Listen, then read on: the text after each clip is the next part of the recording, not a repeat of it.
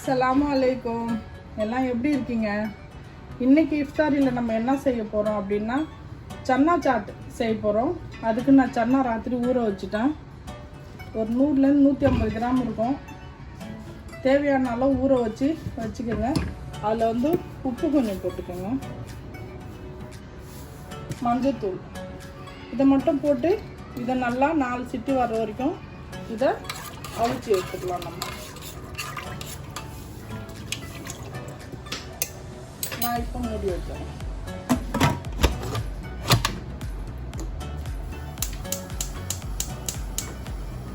Cooker அந்த அடுப்பில் வச்சுட்டேன். இதுக்கு புளிப்பு சட்னி ஒன்று செய்யணும். அதுக்கு நான் தண்ணி வச்சுருக்கேன். நம்ம புளி சும்மா ஒரு எலுமிச்சம்பழம் சைஸ்க்கு நம்ம போட்டுக்கலாம். இந்த பாருங்க, ஒரு எலுமிச்சம்பழம் சைஸ்க்கு புளி போட்டுக்கணும். அது கொஞ்சம் வேகட்டும். அது வெந்ததுக்கப்புறம் அரைச்சி வடிக்கணும். புளிப்பும் இனிப்பும் இருக்கிற மாதிரி இது ஒரு சட்னி. அதில் ஊற்றுறதுக்கு நான் இவ்வளோ வெல்லம் போடுறேன். இது எல்லாருமே ஒன்றா வெந்துக்கிட்டு இருக்கட்டும். கொஞ்சம் நேரம் வெந்தால் போதும். இப்போ 10 நிமிஷம் வச்சாச்சு, போதும். இது எடுத்து ஆறினோடனே நம்ம இதை அரைச்சிப்போம்.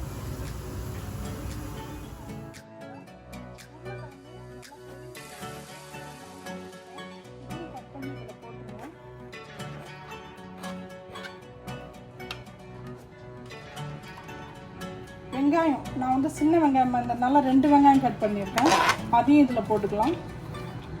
நான் கொஞ்சம் மீதி வச்சிட்றேன். தக்காளியும் போட்டுங்க. மல்லித்தலை,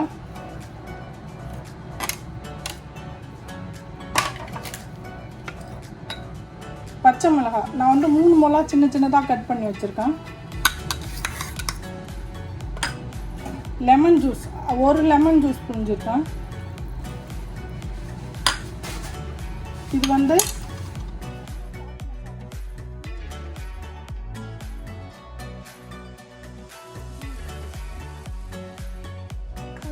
சால்ட் போட்டுக்கலாம்.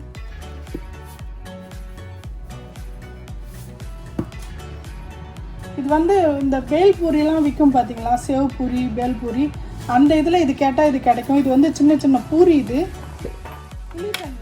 புளி தண்ணி உங்களுக்கு காமிச்சேன் பார்த்தீங்களா, வெல்லமும் புளியும் நான் வேக வச்சுருக்கேன்ட்டு இதை அரைச்சி இதை பாருங்க வடிகட்டி வச்சுருக்கேன். இதில் நான் ஒரு 6 ஸ்பூன் ஊற்றுறேன்.